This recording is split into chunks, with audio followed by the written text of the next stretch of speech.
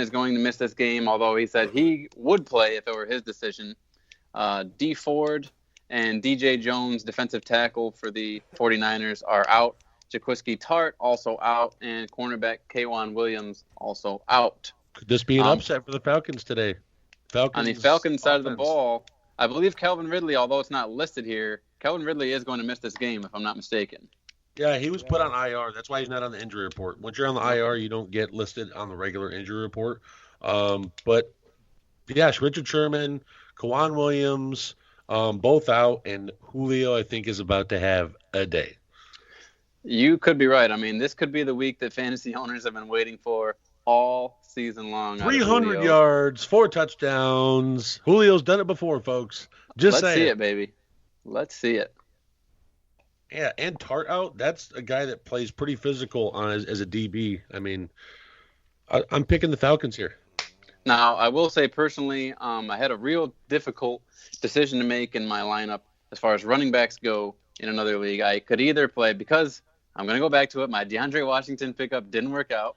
I had to choose between Devin Singletary tomorrow night at Pittsburgh or Raheem Mostert at home today against the Falcons, and I tentatively, because Singletary has been productive over the past couple of weeks, I stuck Raheem Mostert in there, thinking that he's going to be the best option out of the backfield. Kyle Shanahan came out and said this week that Raheem Mostert has given him no choice to use him as a lead back. Back though. I mean, however, yeah, Breida's back and healthy, and that didn't really.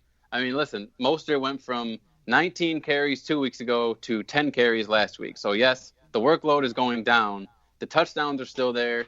I do believe Kyle Shanahan will give Coleman a few extra opportunities this week just because it's Atlanta, but I'm still confident rolling Mostert out there.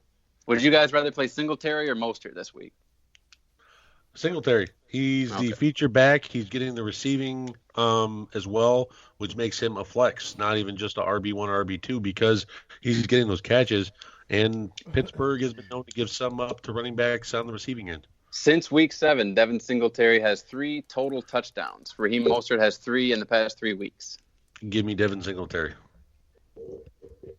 I'm in the same situation. I had Singletary, and it was either him or Christian Kirk, and I took Singletary because he's going to get the rushes and the catches.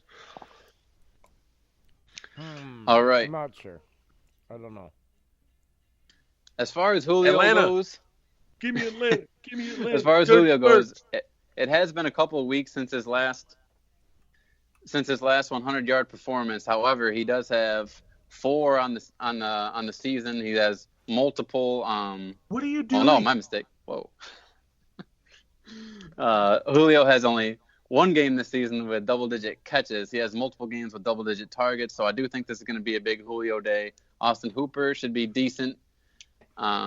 Freeman, actually, I should have thrown that in there. Freeman was my other option between Singletary and Mostert, and I put Freeman's ass on the bench as well. Look, Freeman gets plenty of volume, don't get me wrong, 17 carries the past 2 weeks, but he's not getting into the end zone, and it's just not worth putting him out there on the road at San Fran, in my opinion. So I think, as banged up as San Fran is, it's really not that bad when you consider they still have Fred Warner, Nick Bosa, Armstead, Buckner, all up front. So I'm taking the 49ers myself, and I think they cover as well.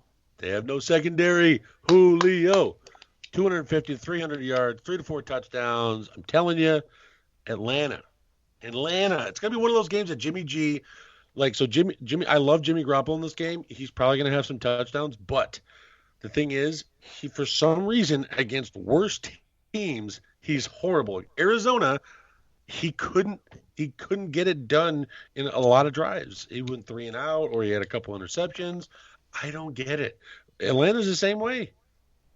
They're a lower end team. Watch them play them tough, and they're going to get some picks on them. Okay. Jay, who do you like? 49ers win this one 31-28. They do not cover. They're going 9-9-9 all the way down the field. Oh, shit. All right, guys, the last day game before we get into the Sunday and Monday night games. One that I can't wait to watch because I'm hoping the Rams just whoop on those Dallas Cowboys. You've got the L.A. Rams traveling all the way to Dallas. Here's an interesting one. The line opened up with the Rams being 3.5-point underdogs currently now as the away team are a 1.5 favorites against the Cowboys. What do you think of that? I like the Cowboys. I know you don't want to hear those words. I know I hate those I words. had Philly, but there's still some biggies that I see for the Rams. They only have 2 out, but Havenstein, right tackle. So now you get a backup right tackle against DeMarcus Lawrence, who's been looking for that big blow-up game. They're playing away from LA. Jay, what are you doing? He's got the end of show energy. I don't know what I feel like. Where he knows like we're about to be done. He's got to be a good boy and go to church. Is your old bones locking up? What's going on? And then Gerald Everett. So guess what? That means play Tyler Higbee, folks. Yes, I would play Higbee over Njoku at Arizona. Absolutely. Yes. But I mean, Dallas is healthy for the most part. They got Van Der Esch out again with the stinger on the neck. I think they're just being careful with him, which is surprising because Cowboys usually aren't careful with their players. Ironically enough, Amari Cooper's been injured almost every game this season. Like, no, man, you got to play. We don't have anybody else. Gallup is our number one. That's it. Yep. And like Van Der Esch, it's like, okay, sit down, don't tweak your neck, you're fine. Here's a pillow, here's some ice chips. Like they're comforting him, but Amari Cooper's like, you got to play through this. One of those guys between Cooper and Gallup is going to have a kind of a stinker game because I believe Ramsey's going to shadow one of them. Ramsey's going to be all over Cooper. I think Gallup has a day. He's been producing, I believe the past 3 games, he's had 100 receiving yards plus in each game. Would you rather play Higbee or Jason Witten in this game? Higbee. Witten. Dang. But as I finish, I'm sorry, I didn't mean to jump back in. I'm picking Dallas 24-21. They win in overtime. So, the Dallas Cowboys got embarrassed last week by the resurgent Chicago Bears. The Bears. We'll say semi-surging. And so they're at home, right? Or are they going to LA? They are at home. Dallas they're is at back home in Jerry World. Okay. World. So they're at home. Took where the words they out of his mouth. supposedly have, and Jerry is just mad. The coach quit clapping. He's angry. They're ready to win, right? They're ready to win right now. They want to win. Sorry for the interference. My little minions were in the room.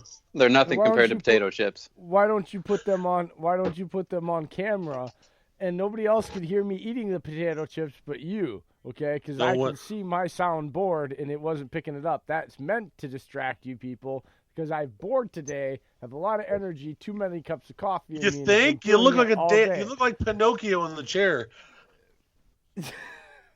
That's what you look like, and I'm like, what is he doing? I'm being distracting, okay? That's how I entertain myself on this end of things sometimes. Geppetto better get his shit straight, okay? Anyway, back to what I was saying. They need to win to stay ahead so that next week's matchup really doesn't matter, right? So there's a lot of pressure on Dallas. They've buckled down all week. Dak Prescott is going to get her done, right? He's all ready to get her done. He's going to do his little hip dance at the beginning of the game. A little like warm you were up from Georgia there. And, get her done. I didn't know they had that phrase up in Michigan. He's going to get her done, all right? And that's a Wisconsin thing, not a Georgia thing. To get her done, all right? Thank you. And so there's all this pressure. They're going to show up to show out. And then they're going to lose to the Rams 38-17 because it's the freaking Cowboys and they suck. Yeah, I think the Rams are going to win as well. Fantasy wise, Gurley's a must start. Goff is, right on the edge. They don't I actually suck, but they're disappointing. Okay, that's not the proper term. Robert Woods is a much better play this week to me than, say, Cooper Kupp. Cooper Kupp has seen his catches go just down and down ever since Cooks and Woods have been back in the lineup. Well, Higbee is also taking a big catch of that big percentage of the shares with how productive he's been. Yeah, exactly. Fortunately, Goff does still look Cooper's way in the red zone, so they get down there. I think Kupp is at least good for a touchdown. On Dallas' side of the ball, I think you're absolutely right. Cooper's probably going to have a slow day. Gallup's going to have the big day. Yeah. What do you think about Randall Cobb? I think he might be a weapon here because the Rams really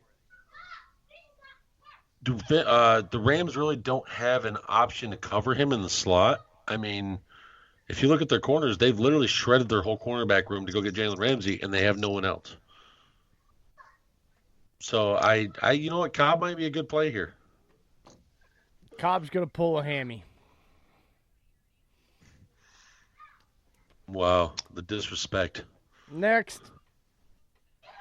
All right, guys, that wraps up the day games. We'll move into the battle where Buffalo Bills and the Bills Mafia travel down to Pittsburgh to take on these Steelers. They're going to be playing Renegade. Bills Mafia is going to be jumping through tables. It's going to be the whole 9 yards. Great fan bases, great organizations.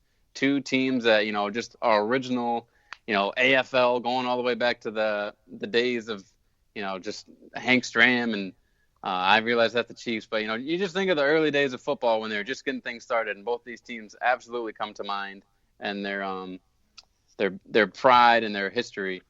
All that comes down to Duck Hodges and Josh Allen tonight, guys. It's going to be a real interesting matchup. You've got Juju Smith-Schuster ruled out of this game. Vance McDonald also going to miss this game. Oh my God.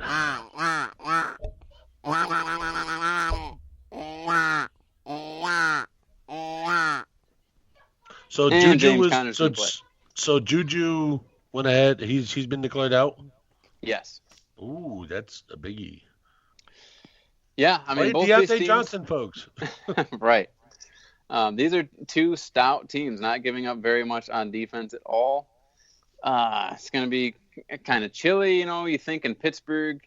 So it's just, who really, I guess, with being such even teams, you get down to coaching and quarterback advantage. I think that Tomlin certainly has a coaching advantage, and this team is at home. But, boy, if you're going to ask me who has a better shot of bringing a fourth-quarter comeback between Josh Allen and Duck Hodges, I'm going to say Josh Allen. It's just such a tough matchup when his weapons, Cole Beasley and John Brown, are facing Joe Hayden and the boys and Minka Fitzpatrick. So it's just been super dangerous. The Steelers, super dangerous on defense. I'm just going to have to take the home team in this one, guys. The disrespect to Mr. Buffalo. I know. Is sad here. Who is Mr. Buffalo? Mr. Buffalo. Josh There is Allen. no Mr. Jim Buffalo. Mr. Buffalo. Mr. Josh Allen. No, The disrespect. it's not Mr. Buffalo. It's Bills Mafia. You wait your turn. Because you always want I to go will last. not work my turn. So I'm taking Buffalo. No, you I'm flipped. sorry. No, not really. I didn't have Pittsburgh You at all. flipped. I don't have faith. I didn't flip at all. I never. I'll tell you what did flip. I wanted Pittsburgh. The line for this game flipped, guys. You always take Pittsburgh. You're a flipper. Originally, the Steelers were a point underdog. Weekly. That doesn't make any sense. They are now a point favorite, and this game is the lowest over-under of the entire slate at 37 points. That's crazy. I think the Buffalo defense makes more plays than the Pittsburgh defense today. I think Cole Beasley, Singletary. I just think John Brown, they're all weapons, but the secret weapon Pittsburgh has had a problem with, tight ends. Okay, your secret weapon is a wedding ring? What are they married to, winning? I was players on my fingers going through, and then I grabbed the fourth one because I named specifically. You pointed like this. You're like, and you pointed at your wedding ring. I actually held my finger like this. But anyways, Pinocchio, it's the ring finger you were accentuating like. Okay, can I continue? No, when we have momentum today, Jay just sticks a rod right in the gears. No, like I'm not the one. Anyways, there's a reason why I'm having so much fun today. We'll get to it later. Look like Geppetto's stringing you. Anyways, no, Dawson Knox is the secret weapon I got today, folks. They've had trouble against tight ends, and Dawson Knox has been that kind of blanket for Josh Allen. But that I'm picking the Bills. I'm taking them 23-17. Jay, how's your pick looking? 33-24 Bills. I don't know. He disappeared. He doesn't want us to see him anymore with his antics.